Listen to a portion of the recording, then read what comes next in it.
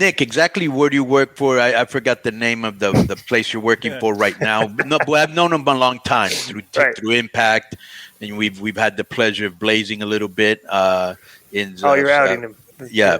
I mean, we're in 2022. Have you consumed Konnan before? I have, and not only have I just make sure that you voluntarily submitting that information. I have consumed a couple times with Konnan, and there's actually like some listicle out there from some website where it's like wrestlers who you don't want that don't want pictures with fans, right? Mm-hmm. And it's a picture of me, you, and MSL, and you look all kind of grumpy. Yeah, and I'm very, very high in that photo. I had just smoked in that photo. Yeah, we had a good time. Yeah. Mm-hmm. So Nick is my boy. I've known him for a while now, and I worked with him in Impact in a lot a places. He's I never worked at Impact. No, but I've seen you at Impact. I used to cover Impact. Yes. Yeah. You actually gave me an award at Impact once, didn't you? I did. I showed up in Nashville, I believe, for that. Yeah. What was the award for? It's like Manager of the Year, I think, or something like that. I think it was an LAX. Very well deserved. Sounds like a work. Very well deserved. I don't think it's deserved. Was this when you were getting wheeled out? When you get wheeled out in the wheelchair, and you were calling Bully Ray a no, this is after. This is the second LAX. That was the first LAX. Yeah. I want to ask Nick something to start off because this is the most important thing. Well, the year was in the middle of, obviously. So when the media scrum with Punk, right? Okay. Now people are like speculating something. Did you and Punk have any interaction before he started off the scrum by pointing you out and the way it started? No, because the thing is, people think that's there was like a work because Nick Hausman, and I'm like saying, because here I'm going to give you my take. I don't want to tell if you got the same vibe I did. Okay. Because I think Punk sat in that room and had known like for the past like few weeks he's been having some bad press, like people writing stories about him and stuff. The thing with that, him goes, but I thought the vibe was that Punk knew that he had all the dirt sheet guys there in the room together and kind of was going to go on the offensive and get his shit in back at the dirt sheet guys. And like just started with you because like he knew you and Colt did the comedy together and everything. It was like pointing you out to try to that was like the first blow and then the way it started, like the genesis of it. Do you agree with that? That kind of like, did you get that vibe from it? I mean, yeah. I mean, when the guy says, fuck, you blew my spot, I mean, you could tell he had an agenda, right? Right, exactly. Because he was going to say, hey, right. Yeah. And you were like, no, I don't really talk to Colt anymore. We don't see, I was friends with him, but right, go ahead. Well, but I think, but that's the thing is, I have had people say that to me, and like, that's what I point to is because it's very odd. And no, I never talked to Punk, at least not that day. The last time I saw him in person was at the trial, or maybe we shared scrum space at other pay-per-views. But it very much felt like this is a wrestler who's laid out how he wants this scrum to go, or at least this opening promo, spot by spot, move by move, and you get into the match, and you go to lock up, and I drop down, and you're just left there grasping air, and that's how you start the match, right? Fuck, you blew my spot, right? Right, yeah. And so I wonder how different things could have been if I was actually still friends with Scott Colton, right? Because then he could have got his aha moment, could have buried me, could have gone after Dave, and maybe he wouldn't have gone after the locker room and the EVPs as much as he did if he'd have been able to satiate his anger by taking it out on the press. So it was a botch spot. It was and truthfully, I talked to Dave Meltzer earlier this week for Wrestling Inc. Earlier this week, late last week, one of those two. And it was interesting because he was telling me how he wishes he had been able to tell Punk before that scrum, no, the Bucks were not DMing me about Colt Cabana, right? And I'm like, dude, I wish I could have told Punk before the scrum, no, I'm not friends with Colt Cabana, because when you put those two facts side by side, you kind of realize that Punk walked into this thing, without all of his facts. With misinformation. Yeah, exactly, right? But he's getting his stuff from the dirt sheets. Well, so it's like, but that's the thing that's like, you read stuff about you and he's not fact checking. He's not, so he's just assuming. and like, okay, I got all these guys here now. Now I'm gonna get my shit. I'm gonna get my shit in. You know, you guys wrote stuff about me, and I'm gonna get my shit in about you guys. But like, I thought that the stuff of people saying, well, it's a work. He cleared this. That did not come across like that at all to me, especially against the people. What were the people in the room like? When you guys were in the room, because we didn't see you, right? Right. Was everybody just kind of like giving that look at each other, like what the f is going on here? Like, did you ever like what were the looks like where people like you're making eye contact with somebody, go like, can you believe what's going on here? Like, what how did that go? I honestly couldn't tell you how everybody else looked because I was front row center. I didn't have a camera in front of me, and I couldn't break eye contact with Punk. Like, I wasn't looking around. Like, I was just so in that moment, it's just like a once in a lifetime experience. Like, what's going on right now?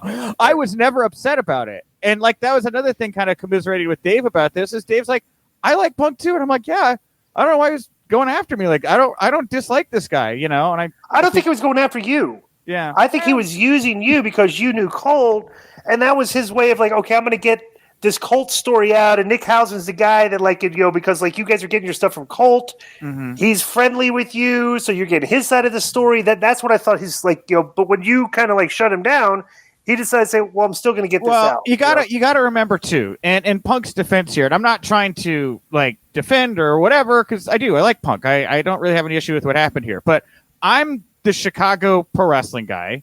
My beat is CM Punk and Colt Cabana, right? These are my backyard guys, right? Yeah. I've worked with Cabana in the past. Punk did used to come to our improv shows. We all know each other very, very well. But I hadn't talked to Punk in a while.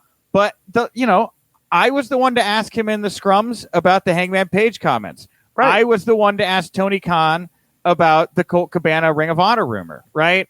I was the one tracking the story just because I knew there was something there. I had no idea how much was there, how we all know.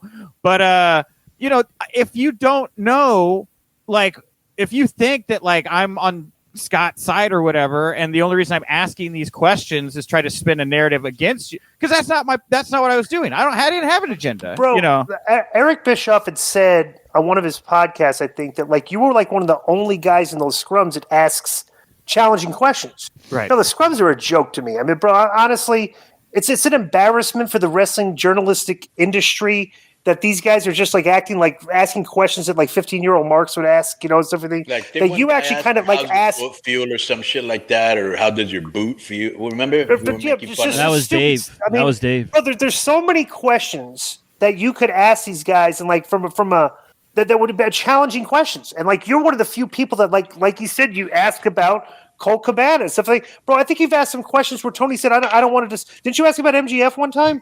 I asked him about MJF twice. And what is his response? No comment both times. And then let me ask come on. I mean, seriously, but at least you're asking, because like these things, these guys, these scrums, they come across as like the journalists don't want to ask Tony any tough questions because he might get mad at him and not invite him back to the scrum. That's what the whole thing kind of seems like to me. But when you guys ask like a challenging question, like, okay, that's a good question. It's like, I got no comment. All right. And the thing about it, at least from my perspective, because I've been to every single AEW or Ring of Honor scrum ever, right? Mm-hmm. I don't understand that particular narrative because I've never had anybody from AEW PR or Tony Khan come up to me and say anything about anything I've ever asked or ask me to take anything out. If anything, they're really nice to me. Like, I like the AEW PR people a lot. I like to think we have a pretty good relationship, Right. So like when people show up and they don't, show up to work, like, I don't get that. Like, you've got a moment here. You've got a chance to do something. You've got a chance to ask something that's going to create a conversation or answer a big question or whatever. Like, if you're not taking that moment, that's on you. I don't get it, but I'm there to work and, pay my bills and, make Wrestling Inc. the best website, out there. So that's my attitude towards it. I don't share the fear that others do. You can tell there's fear in these guys because they're marketing, they're being nice. They don't want to. It's like, it's absurd. Not only that, DI, but there was actually someone who asked a question at that scrum that was like this is the most intimidated I've ever felt at a press conference or something like that. So they were admitting it that they were scared at that actual scrum. Yeah, and I think too is I have a lot of respect for professional wrestlers, and I care about the industry, and I want wrestlers to be taken care of, and I want wrestlers to be happy. But my best friends are not pro wrestlers. My best friends are like lawyers or salespeople that I met. Grew up with. Yeah, And so when I'm in a scrum, I'm not here to be your friend. Like, we both have jobs. My job is to ask questions of note, and your job is to be this awesome subject where people give a shit about what you're saying, and that's the job. When I was on Nick's show, he had a very interesting take and theory that because I was like, well, who do you think's gonna get fired, CM Punk or the Young Bucks and Omega? And I thought CM Punk would, and he thought it would be the Young Bucks and Omega. Give me the arguments that you gave me why you thought that he would stay with CM Punk. The first one being that he's a big CM Punk fan. That's who he always wanted. Yeah, and I don't want to see anybody. To be fair, I hope everybody come back to the table. Right, me too. Me too. But you made some valid points that are worth bringing up. Yeah, and just early on, I had immediately heard that Tony just really, really wanted CM Punk. There were a lot of overtures made to CM Punk, and there were conversations, even from I think that Punk may have been in the room for the All In press conference. I don't think he ever had any intention of doing that show, but he was always kind of in that mix, right? And I also want to say this early on when they first started. I'm talking about like their first show. I was like, "Are you guys going to get CM Punk or not?" This is the Young Bucks, and they were like, "Yeah, we really want him, but he's too expensive." So they always wanted him from day one. But go ahead. And so there was that, and then it didn't work out, and then I definitely feel like there was some friction there, and it was interesting timing because Colt Cabana. Why did you get the feeling there was friction? Because Tony couldn't buy it. Tony couldn't make a deal, right? And we know kind of in retrospect, if we believe Tony at his word, he had about a $25 million budget, for the roster out of the gate for the first year. Jericho, I'm sure, took a big chunk. Cody, the Bucks, Omega. You're only playing with so much money at that time. I think Moxley was in the mix. Yeah. So, it couldn't make the deal. And Punk, for his, to his credit, if you take him at his word, just wanted to make sure he wasn't going to be attaching himself to a cart with creaky wheels that was going to fall apart when you try to get across the river. So, there was some friction from what I gleaned. And, it was interesting timing around then. That's when Colt Cabana got brought in. Never got the All Elite graphic, just kind of was announced as part of the roster by Tony Khan in a scrum. And I was like, wow. I remember thinking at the time because I had just... And not only that, was never really used well. No, he was like an agent, and it was... No, he didn't even fit in that fucking dark order club, And if Brody had lived, we would have maybe seen where the story was going with Scott, at that point, because they were great. But whatever, it was just interesting. I was like, man, because I think gone through the trial. I had already gone through the trial, and I remember how bad the fallout was. And I remember hearing things. I never quite knew the story, like obviously we all do now. But I knew there was tension, and I thought that was an interesting sign. But anyway, when Punk came in, obviously Tony gave him everything, and Tony has been nonstop hype for this guy. The only people that have said anything like negative openly was like Adam Page in that promo, right? Mm-hmm. But like nonstop hype machine for this guy. And I think Tony wants Punk there. I think Punk sees the value in Punk there. Obviously didn't try to stop Punk from what he was saying at the scrum, which I thought was interesting. I don't know. I haven't talked to Tony. I would love to talk to Tony so we can figure this all out. But you asked me, did I talk to Punk before the scrum? No. Oh yeah, you told me you thought Tony knew this was going to happen. Well, but do you think Tony Khan was completely caught off guard by Punk? Of course he was. There's no way he thought that was here's the gist of what I think Punk would have said to Tony. Hey, I might shoot a little bit out there. Try and that's it. Tony Tony wouldn't say probably do that. It'll get good. But I'm thinking what are you going to say? Right? There's these little interactions though, because Punk references how Tony had the opportunity to clear the air about all of this when I asked him the question on the call about Cabana and Ring of Honor, and Tony Khan said no comment, moved on. Punk seemed to have taken issue with Tony doing that because now Punk was in a position to, in his way, address this situation on the record. And did anybody expect it to go maybe as far as it did? Probably not, right? But I don't know that Tony didn't know how frustrated Punk was in this situation and know that Punk was going to go out there and address this situation. I mean, in that moment, he's obviously very sensitive. Well, especially after where this came from. Especially after he did it live on TV a few days before. He mentioned Paige and all that. And that's the thing is like I'm not in the locker room. I don't know how weird it was getting, with these guys in Punk, who wants to share space, who wants to talk to who, all of that kind of backstage stuff. I'm not positive, but on its face, even I could tell something was coming. I mean, that calling out Adam Page thing was weird. And then he did those vindictive snow angels in the middle of the ring. Like he was king, like the king of all pro wrestling shit, and no one could touch him in that moment. I don't know. But again, I'd like to talk to Tony. It's all speculation, so I can talk to somebody about it. Well, when is the next scrum? It'll be Full Gear. Yeah, after Full Gear. When is that? November. November? Yeah.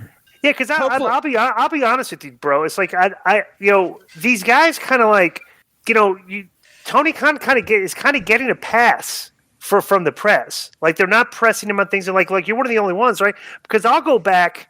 I'll go back something that still hasn't been resolved, right? We saw Matt Hardy slam his head on the concrete and get knocked out and get dazed and everything. Bro, to this day, Tony Khan's official story is Matt Hardy did not have a concussion. Like that has not been cleared out. Nobody as they say, okay, everyone's like, fine. Nobody's going to press him on that. Like really, dude, we're going to you can't let these guys, if it's going to be press and you're going to be journalists, you gotta push back on the narratives, and stuff like it just seems like Tony Khan gets his narrative over all the time. And like you're one of the only voices that will even bring up a challenging question because all these people, it's like, it just comes across to people that the media and these guys are kind of in on it with Tony. And I don't think that's healthy for this business because what you're going to get is just one big giant echo chamber. And, it's not healthy for the business, especially when you're the number 2 company and your ratings are kind of underwhelming, So I think it works against you. What do you think of that?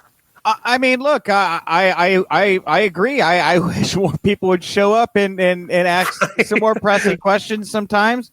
Right. But again, I'm just doing what I think is right. And I don't know if that, it's interesting with wrestling press because, you can pick the outlets you want to talk to, right? You can do your interviews here and there. And again, I've never been approached by AEW PR or Tony Khan or anybody, but maybe I would get more time with people if I didn't ask all the questions that I asked, right.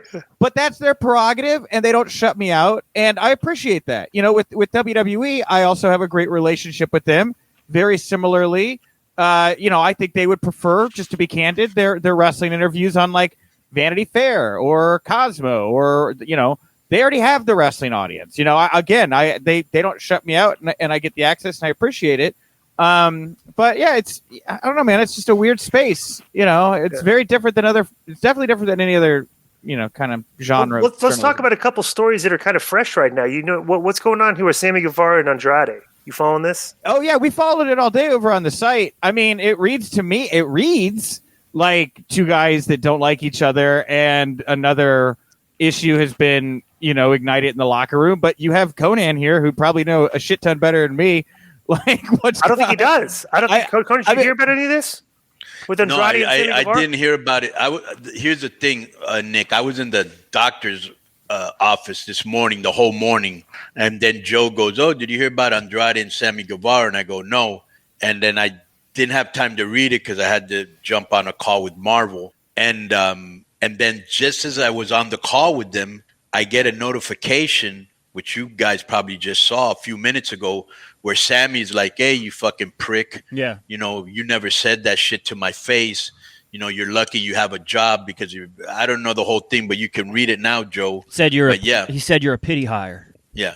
Yeah. So that's gotten out of hand, Bro, the locker room is just out of you would think that the locker room would be more in order after they had the big meeting, after the Punk stuff, and after the fight, and the thing that, and bro, it's just, this is not a good look for Tony. It makes it look like you do not have your house in order. You know, you got guys on social media beef with their serious, like, bro, like I would think those two are going to fight when they see each other. That's what it sounds like. Do you want to hear the back? Do you want to hear the back? Do you want to hear the back and forth? Yeah, let's hear it. All right, so. Well, let's hear everything. I don't know anything. Yeah. I haven't read Joe's anything. Gonna tell you right I don't now. know anything. So there was pretend that some fans don't know anything either, Joe. If something else happened before this, who started this? Andrade went on a podcast, and we're going to talk about the AAA stuff too, Cody. Yeah. So it's like, So Andrade went on a podcast and spoke his mind about tons of stuff. Good, I'll speak my mind too. Like you laundry list, came to the right person, because if there's Right. one motherfucker that won't back down from anybody in this industry, it's me. So with the Guevara stuff, Andrade did this podcast, and it's reported that he had he reported he had a confrontation with Sammy Guevara backstage after Guevara cried about Andrade hitting him too hard. Andrade said he settled it with words and it didn't amount to anything. Reminded Sammy it's just wrestling, and that if Andrade hits you hard, you hit him hard back. So Sammy tweeted, "You are a jobber, a favor hire. Be grateful, bitch." Wait a minute.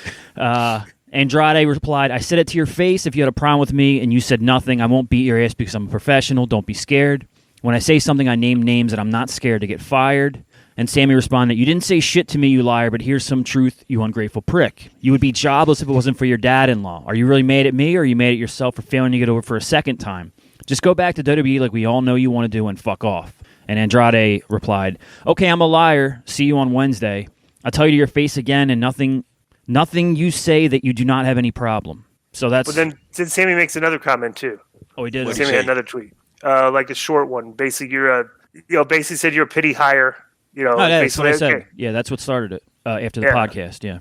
Yeah, that locker room it's very toxic right now. Now, Nick, what are you hearing? Well, I haven't really had a chance to dig too much into this today, but like I will say that, it does sound like there were some people that maybe wanted to try to leave AEW, and there's this reported mandate that Tony Khan put out where it's like, we're not releasing anybody anymore from their contracts. And if you were somebody who wanted to leave and are being told, I can't leave, this kind of feels like how somebody would act in that situation. I mean, the guy's out there saying, I don't care if I get fired. I mean, are you going to show up and put your bare feet in the squishy machine? I don't know. They don't use them. They don't use. Well, let me tell you, because we got a minute and a half backstage segment. Well, he's got yeah.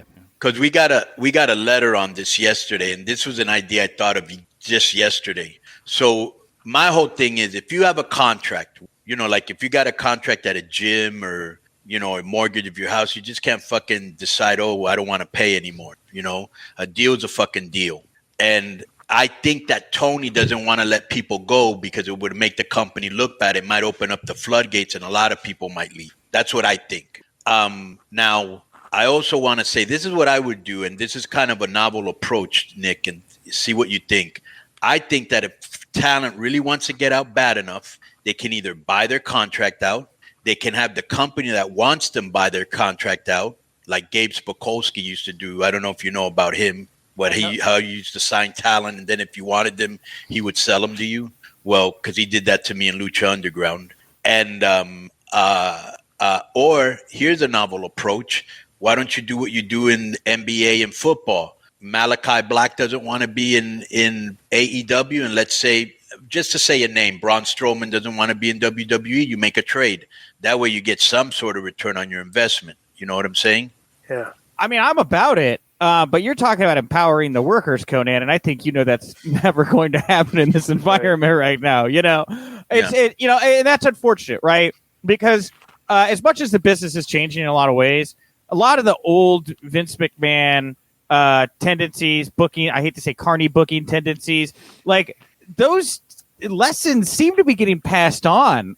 And, you would hope that a newer, more progressive kind of regime or regimes would be open to kind of reforming in those ways. But I don't know how you guys feel. I'm not getting the vibe that's on the table. I think it's all just wishful thinking. Yeah. Let me also tell you what I think Tony needs to do.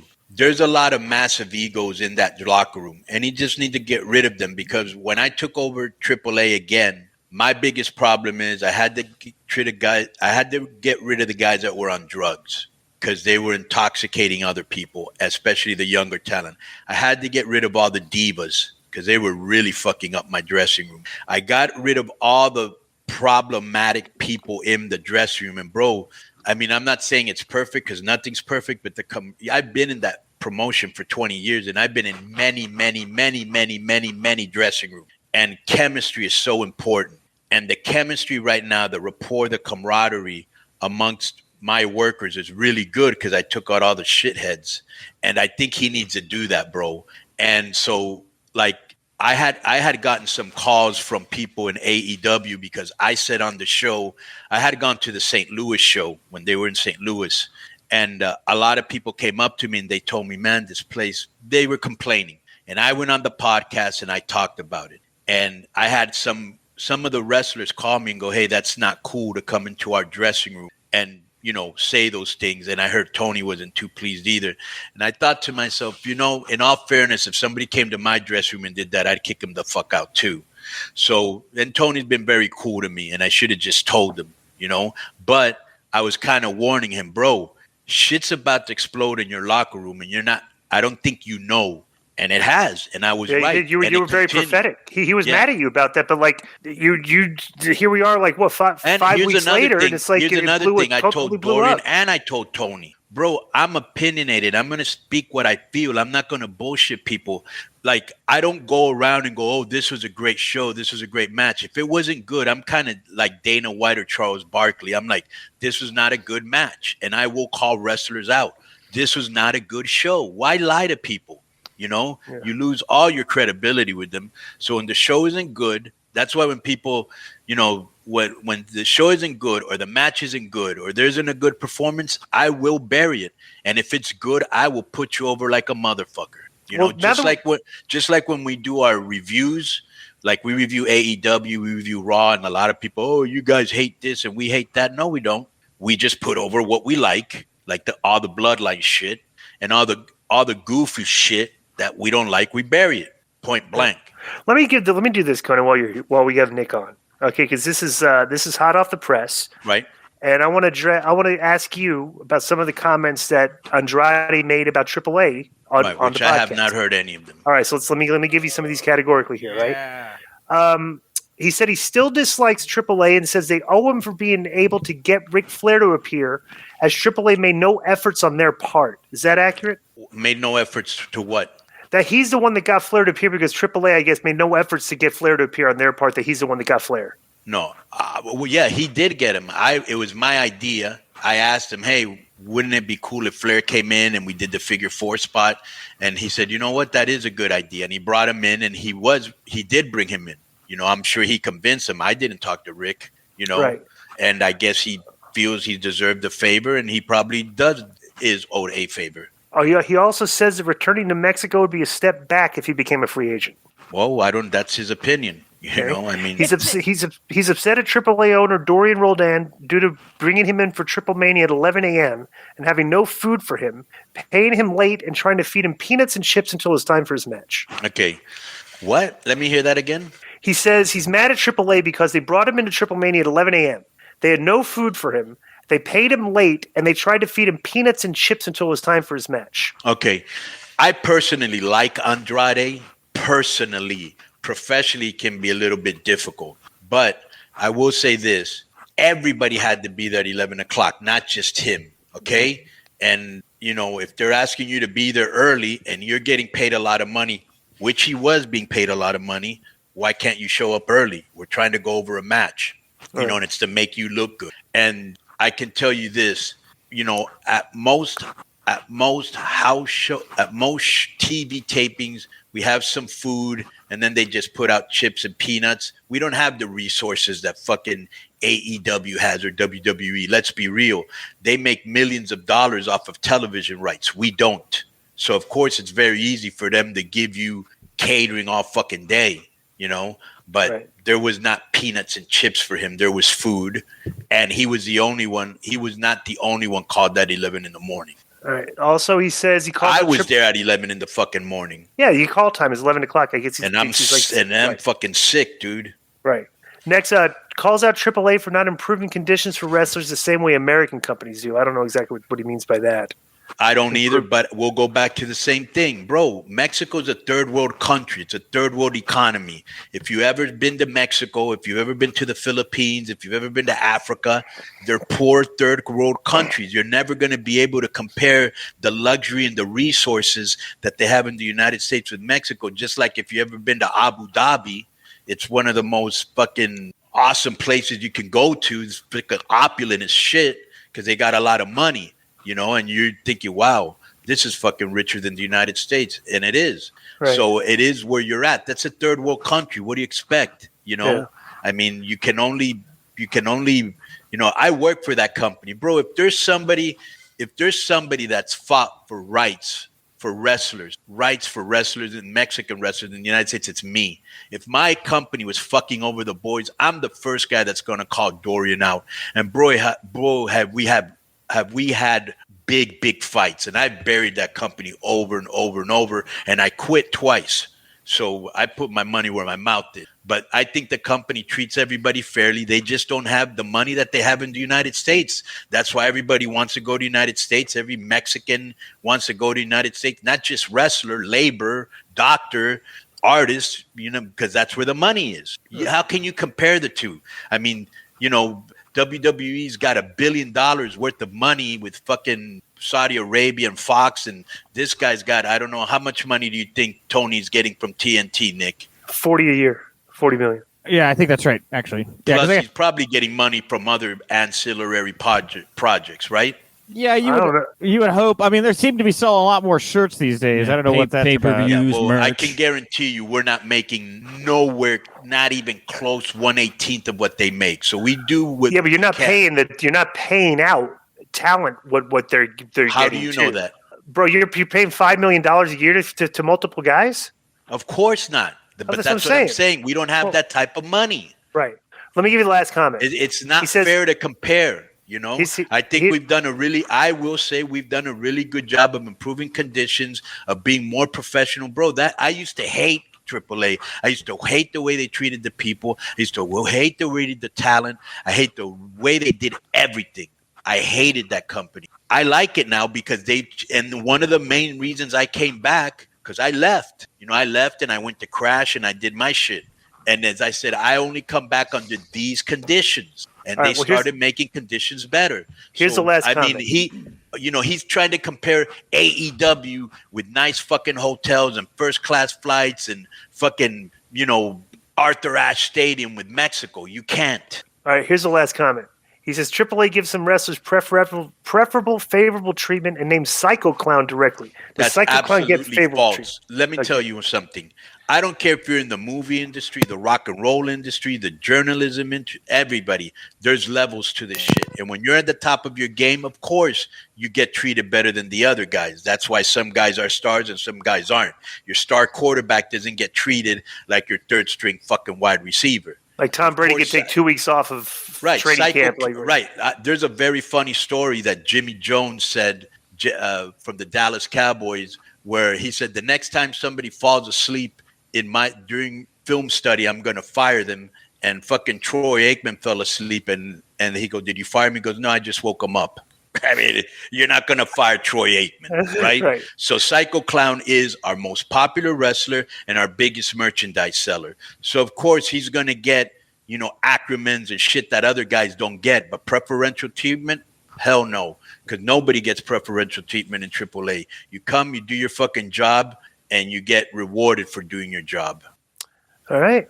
Nick, do you have any comments to make about that? Did you hear Andrade's these comments? I read the what was it, most las or something? I forget the name of the outlet it was. Mas Lucha. No, was it Mas Lucha? Yeah. Okay. All right. But no, I read what everybody else read, and I'm not too familiar. There's a guy on my that works on the Wrestling Inc. team, Eric Mutter. I'll put him over. He's like a really, really smart person when it comes to all this stuff. I'm sure he really just enjoyed everything he just heard. But no, I mean, I listened to this and I just kind of see from your perspective, Konnan, we talk about Andrade seeming unhappy here, saying, I don't care if I get fired. You hear the comment about how he says he's seeing as going back to Mexico as a step back. He wants to work in the States. And it doesn't kind of feel like this guy's sending a not so subtle hint that he just wants to go back to WWE, or am I misinterpreting? Yeah, that's what it sounds like to me. And the other thing is, I didn't even think about this until yesterday when somebody sent a letter. Is, he's having a match against that guy 10, right, on Friday? Preston Vance, yeah. Right. Who? And so my whole thing is, this might be a clever way of getting him out of the company. He loses that match. It seems pretty obvious, right? Yeah. We'll see. Yeah. And maybe everybody. Of all people, 10? Why did they just give it the -1? But, I mean, it's just crazy over there, bro. They got to they got to fire some people, and they got to get rid of some people. Some people don't know what they have until they don't have it. You know what I'm saying? And I also think that Triple H really likes him. He liked him in NXT because he did give some great matches in NXT when he first got there. And we've seen that all these people from NXT, whether it's, the Japanese girl Sky and Dakota and Damian Priest, Gargano and Damian Priest, and what's Gargano's wife's name? Candice LeRae. And then Candice LeRae. Riddle. Like, he's brought them all back. You know what I'm saying? And I'm assuming going to use Phantasma because he speaks perfect English. So I think he'd probably be happy to have Andrade back, and Andrade would be happy to work with him. Yeah, and I think, again, it's better, right, when couples get to be together. Obviously, I think he'd like to be around his wife, right? And Tony Khan doesn't seem like on the best of terms with Ric Flair. I think as part of this Andrade interview, he mentioned how he wanted to have Rick manage him at another event recently, and Tony Khan said, no, I don't want that happening. I don't know if that was supposed to be at AEW or AAA, but of course Triple H was, brought up and idolized Rick and Terry Taylor, and those are people he, thinks kindly of. And I just think Andrade may just see himself happier in that space and be frustrated he can't be there. Right. I have a feeling he's going back. I have a feeling he's like, I want to go back. I don't want to be here. Fuck this place. And Tony's like, all right, well, let's do a mask versus hair career match and get the fuck out. I don't know. I'm just thinking. Breaking news, because Jose the assistant has commented on this controversy. Would you like to hear? Wait a minute. Would you like to hear what Jose had to say? Well, that should be as riveting as the news you had about Hurricane Fiona. But go ahead. Or Freddie Prinze Jr.'s promoter. But Jose the assistant tweets, "I was there and confirmed the incident between Sammy and Andrade happened. Andrade gave an honest interview about his thoughts on AEW, his upcoming AEW Rampage match. Good thing no one in AEW can translate Spanish to English." I don't know if he's. What does that mean? He's inferring that Andrade said worse things about the company in the interview? Well, here's the thing. I'm thinking now that this got out, Chris Daniels, maybe Jericho or whoever's helping Tony, fix all these problems has probably already heard about it. They're taking preventive measures. They're probably going to talk to both of them, we don't want no shit in the fucking locker room. We don't want no fucking distractions. We don't want, you know what I'm saying? They're going to make sure that these two do not meet. Do you think Sammy's in a position where, he's had a suspension, he's had a altercation with Kingston already? You think he's on thin ice? He should be. So I don't know. Not gonna, he's causing a lot of problems. I'm saying he's not going to want to fight because he's causing a lot of problems. I don't. Yeah. For the management team. Well, but Sammy didn't start this fight. Doesn't matter, bro. It's like you're still causing problems by responding. It's a problem now. Publicly, yeah. You could have had one guy did an interview. Bro, at the end of the day, who's the locker room behind? Are they behind Andrade or are they behind Sammy? It doesn't matter. I do think that has a lot to do with it. All of this stuff should be behind closed doors. You want to take this stuff publicly, and it's like you play. Come on, they need to have a match. Like, this is another opportunity for Tony Khan to find something where this, brother, the number 2 company. The ratings are underwhelming. Their highest rated show was their first show 3 years ago. They haven't gotten back to that point. So if the TV ratings at AEW were a stock, you've lost money if you bought that stock on day one, or it's not worth what it was on day one.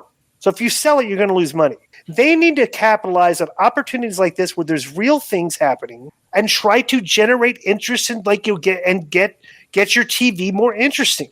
These guys, bro, you could do stuff like this if it turns into a match. They cut promos on each other, stuff like that. Tell these guys, sit these guys down. Hey, you guys want to go into business for yourself? Well, now you're going to go into business for me. We're gonna have a match. We're gonna do business, and it's like that's how this should be. That's how this should be handled. Go ahead, Yeah. Nick. You were gonna say something. Well, I mean, but like that's in an ideal world. I think that I agree with Konnan where he says the chemistry of the locker room is important, right? And you can sit people down and say, "Here's how we want to be," but you can't force people if they don't want to act a certain way or do business a certain way. And so that's the guy you get rid of. That's the thing is then you got to start making hard decisions here. Right. And Sammy may know Andrade's already 1 foot out the door, right? Like we Maybe don't know. Sammy's the one that wants to leave. I don't think. No, I don't think Sammy wants to leave. Let me tell you something. No. Okay, you do not think this guy that if the WWE is looking at that roster, that Sammy Guevara is not one of the people they're thinking like this. Yeah, but this guy's Sammy's got a lot of taken personality. care of, bro. They take care of Sammy really good. He has nothing to be mad about. Andrade does because Andrade has been underutilized. And the thing is, like, anytime Sammy's gotten in trouble, he's taken the punishment and has not complained. If anything, he seems to have tried to at least play like he's grown from these experiences. He did the Sasha Banks stuff, did the management or whatever, came back. Believe there was an exchange with Sasha. I've worked with Sammy. Bro, he's excellent. They punished a guy for something he did like 2 years before. That was ridiculous. That was just appeasing the mob. Well, the social media mob yells at you and like, okay, you're suspended. I disagree with you on a joke, but but how long? But brother, it's a joke, Nick. Right. And it was a long time ago. It's like, what are you punishing the guy? He hadn't done, Here's the thing. Here's my problem, Nick. Here's my problem, Nick. Later. This is my problem. This is Disco's problem. And maybe you're of the other mindset. Right. How long do you have to be punished for that? You've done mistakes in your life. Do you want to be held down to that mistake for the rest of your fucking life? No. I mean, you learn from it, and you got to let the shit go sometimes. You can't fucking put a lifetime sentence on a joke. Yeah. But it's not a joke. And you to joke. It about is if it's a joke. But it's a well. Right, I would that chick. He means like it's attractive. She's hot. It's a term of endearment, kind of, because he's saying I'm attracted to that girl. No, I'm not like a misogynistic. This is the worst, I'm gonna her and against her will take. Yeah. Oh my god, the worst possible take. Worst possible take. But anyway, the optics of it very, very bad, and you definitely want to send a message that this isn't the kind of behavior we tolerate. So I understand that because again, you want to send a message to your locker room about what is okay and not okay behavior in and outside of your company. So I understand that because again, I agree. I think he crossed the line, right? And didn't really pay any. Nothing really happened to him at the time. You make decisions. Karma comes around. It'll catch you eventually. But he did try to grow from that experience. Then he had the Eddie Kingston stuff. And what's your take on the Eddie Kingston stuff? I mean, look, Eddie is obviously somebody who is a little wild, right? I mean, I had the chance to work with Eddie a couple times on the Indies, and great guy. I really, really liked Eddie. But even just hanging out with him and stuff, you can tell this guy's like, this guy is real, And like, I personally have never gone out and said something on a microphone, and I said a lot of stupid shit on microphones when I was managing, and I never had anybody threaten me or try to start. So that whole situation was unique to me. But again, Eddie had to go to anger management classes, probably learned a little bit something about himself. They came back, they shook hands, they did some business, and they moved on. Wait, who had to go to anger? They sent Eddie to anger management? Yeah, because Eddie was the one who came back trying to instigate a fight against Sammy. He came back swinging. So he literally had to go. He had to go through anger management training. Yeah, he had to go take, I think, 30 days of anger management classes. Yeah, I think he did. I mean, don't quote me for gospel here, but I believe it was something akin to like 30 days and some anger management. Yeah, it was a few weeks or whatever. That's basically the same thing. Yeah. Oh, for God's sakes. Yeah, and this stuff is just all like, we shared a locker room with the Steiner brothers. This culture today of like people. Being offended and having to go to anger management. It's just like it's a very PC culture, and it's kind of weird to me. Well, they could have used some anger management classes if you think about it. Yeah, but I'm just saying. It's like you were kind of like you understood the culture, and it made you tougher. Like bro, there's like these days, like wrestlers are getting mad at fan comments at shows. But it's not just the wrestler; it's a generational thing, right. Glenn. Yeah, they're a microcosm of society. That's how this generation is. Well, there's a lot of stuff that goes into this. First of all, nobody should ever feel threatened in the workplace. And, we've evolved to a certain point where I think that if somebody's acting violent and uncontrollable, a conversation could at least be had and maybe some action should be taken. I don't think that being around a bunch of psychotic assholes who are all jacked up and fucking with you because they don't like you makes you tougher. I think it can traumatize you. Right.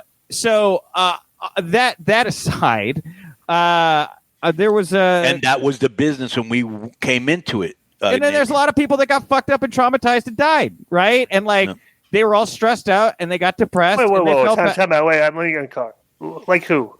What do you mean? Like various wrestlers? You said people got traumatized from the locker room culture back when we were during our era and stuff, and died because of it. Probably and resorted to drugs is what he means. You don't think that there are female wrestlers that have been traumatized in the business that severely affected them? 1,000%. You don't think? Well, Ashley, you don't think there's referees or managers or guys that weren't 500 pounds that couldn't make their way physically in a locker room that were traumatized? I think you're talking about like the wrestlers. Oh, like, the men. It was kind of like the contract. You kind of understood. The cisgendered white men. Got it. Yes. Those guys did very, very well. But it was pretty much everybody else around them that got really fucked up. And that's the issue here is like, we got to grow from that. Nobody should have to show up at a workplace, man, woman, whatever, and feel uncomfortable and like somebody's going to attack you. We're beyond that at this point. I am so beyond that at this point. And I don't really have an issue with that, no. I can't disagree with any of that. Is there anything else that we need to bring up that's hot news, Nick? No, today was pretty much engulfed in the Andrade Sammy Guevara mess. Yeah. We had there was the White Rabbit teases yesterday. I know those continue to get a lot of attention. That's definitely Bray Wyatt, right? It's got to be. Like right. I was talking with this with some of the team. It's interesting to me after CM Punk did this like the worst kept secret in wrestling right. kind of return. Right. Then 4 months later, Cody Rhodes is doing the same thing with Seth Rollins, making that WrestleMania match not so secretive. And then here we are 4-6 months later, and we got another kind of slow, obvious build to a big debut. I'm not knocking it. It's very effective, but it's a kind of a new formula. I feel like people are playing. But here's the problem. When is the review supposed to be? Do you know?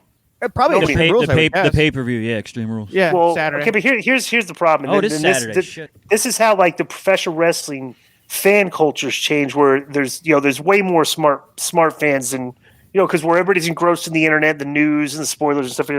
Bro, it's like the funny thing like these days is everybody can look at like the Wardlow MJF angle. And everybody's going, oh, that was like brilliant storytelling, long term or something. I'm like, yeah, but like you knew what the angle, how it was going to end, and it ended exactly how you knew it was going to end. So it's like we're in this culture now, like we're putting over angles, but we're in the middle of the angle. We know what the finish is, and we're still putting over, like you say, bro, to me, the best angles are when they fool the audience.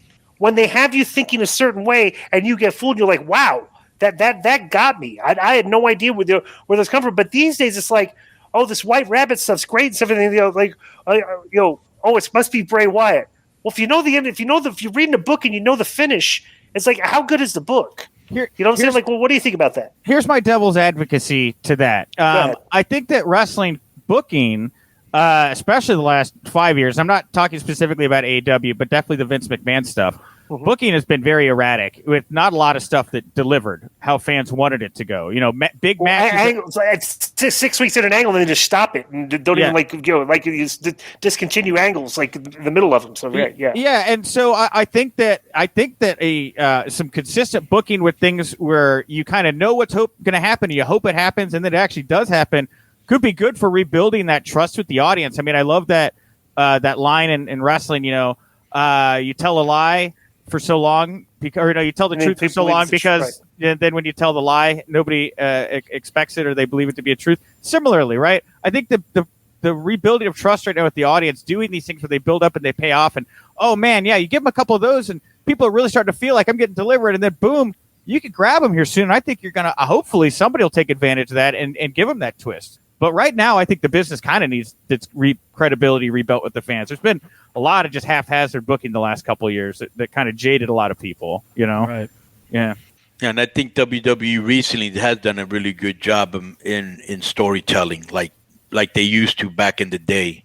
Because their shows used to be unwatchable. We review them every week. But I'm a big fan of this White Rabbit thing. And whether it's Bray Wyatt or not, I just like that it's so out of the box and unconventional. Hang on. Yeah. Would you like the angle if it was the white supremacist rabbit? Would that be like yeah, that would be even better. That it was you in a sheet. Yeah. They said earlier, Konnan, and I sent you an article on this too, that they hired someone from Marvel, and actually the White Rabbit shit's kind of been his baby. So that's where that's coming from. He's the head of I like it. He's the head of long-term storytelling. So maybe we're going to see some more of that. Yeah. Whatever that means. Director of long-term creative. I think there you go. Right. Yeah. Well, hey, look, I love the Bloodline storyline. I like the Kevin Owens shit. I like the Judgment Day shit. Like, I'm into all of that. I don't like none of the women's stuff. Not because they need women, Charlotte just because back. they fucking give them stupid dialogue and stupid angles, and that Damage Control, the name and the faction is not over with me. They have zero chemistry. Can you believe they had that as a main event on the show on Raw? They had Alexa Bliss versus Io Shirai. Io Sky. Yeah. I'm like, what a god! And then they opened up last week with that segment of the golf carts, which was absolutely brutal. Yeah. They really give them a lot of TV time, and they're not entertaining at all. Yeah, it's kind of weird, right? What do you think of them, Nick? Damage Control, it hasn't grabbed me. I thought, and look, I was at WrestleMania is where they debuted. I was at Mania, and it was just like such a crazy, awesome moment, and I haven't felt the same energy around them since WrestleMania. Like, I'm waiting for the next kind of big thing to click, which is interesting because like Judgment Day is actually kind of starting to click for me, and that was one I had kind of given up on. Really? Yeah, I liked them so. Yeah, I like Bailey a lot, but that whole Damage Control has dragged her down. Mm-hmm. Yeah. But okay, so Nick, tell people where they can find you, where they can chop it up with you on your Twitter, your everything. Sure, yeah. Thank you guys so much for having me on. Yes. I was hopeful to make it. And plus, too, Nick, I got to tell you, very very rare. We invite dirt sheet guys on the show all the time. They refuse to come on our show. Well, I just want you to know. Like, you come on, and we're very respectful to our guests and stuff. And it's like I don't know why they're scared, or why they think like they can't come on the show. Like, we're gonna ambush them or be like, we just have basic. I think they're thought-provoking conversations. Well, it's only been Nick and then Jason Powell. Jason Powell. I mean, that's really it, right? Yeah. Well, Uncle Dave won't even come on here. Yeah, he used to come on here all the time. Well, Konnan's been a very good friend to me, and was one of my earliest podcast influences, and it meant the world to get invited on the show, so I wasn't going to pass up the opportunity. I was hopeful you weren't going to say anything that really upset me or pissed me off or found offensive. We got close, Glenn. We got very, very. I mean, I'm not going to say I wasn't offended because some of those things I did. That's but it's okay to be offended every once in a while. Well, because just like Jordan Peterson said, if you're not willing to think, you're not willing to be offended. You have to sometimes like. I don't think quoting Jordan Peterson is going to get you over with Nick, really. Though, so. I'm going to release a methed up tiger into your house to make you stronger, Glenn. Right. So no, I had a good time, and. Yeah, I'm senior news editor over at WrestlingInc.com, Nick_Hausman over on Twitter. And I appreciate you guys having me on. And we just launched the Wrestling Inc. Snapchat channel.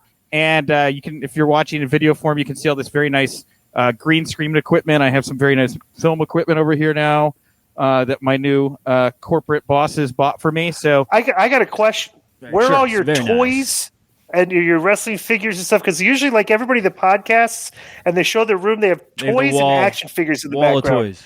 I all my toys are in my closet. I honestly had more toys strewn about, but then when they told me I had to build this home TV studio, a lot of stuff got put in boxes so I could make space for the equipment. But they're in there. It's like Toy Story. I'm sure at night they're all coming out and they're doing, SummerSlam '98 or whatever. It's wonderful, Right. So I want to thank Nick, man, for being on the show. We'll call you in the future so you can give us some hot news. So to catch your daily wrestling news, again, Nick, plug it, your site. Yeah, WrestlingInc.com, Wrestling Inc. We are the most traffic website on the planet for pro wrestling news. And I have an interview. Wait, just real quick. Mm-hmm. So just for strictly traffic, you're the number one site because I see Fightful has like the most Patreon. That's their Patreon. Correct? Yeah. Is that it? Yeah. No, well, they do have a very loyal, paying core audience, but when you're just kind of throwing it all out for free like I do, you'd be shocked how many ducks come to the pond. Of course. So, no, we do. We have the most traffic by a significant margin from the metrics I've seen of pro wrestling news websites. And I got a great interview with Kerry Silkin coming out this week. I got a great interview with Trent Beretta coming out this week. We had the Dave Meltzer interview that just dropped. And then we talked to, I had a great conversation with one of the WWE NIL athletes, the next in line. His name is Ruben Banks. He's a hammer thrower from the University of Arkansas, I think he just transferred. It's that or Alabama. Apologies to his agent. But it's just really cool. It's just interesting to hear from somebody that's that young, that's now in the WWE system. And I haven't talked to any of the NIL athletes yet, and I just thought it was a really great talk. So I hope everybody checks that one out. So that's good. So check out the interviews and all the wrestling news with Nick Hausman. And Nick, thank you for being on Keeping It 100. Boom. And Nick, I'm looking forward to you in the scrums. If there's a controversial question to be asked, I'm counting on you to be the one asking because I know the other guys aren't going to. So I'm glad you're showing up for work.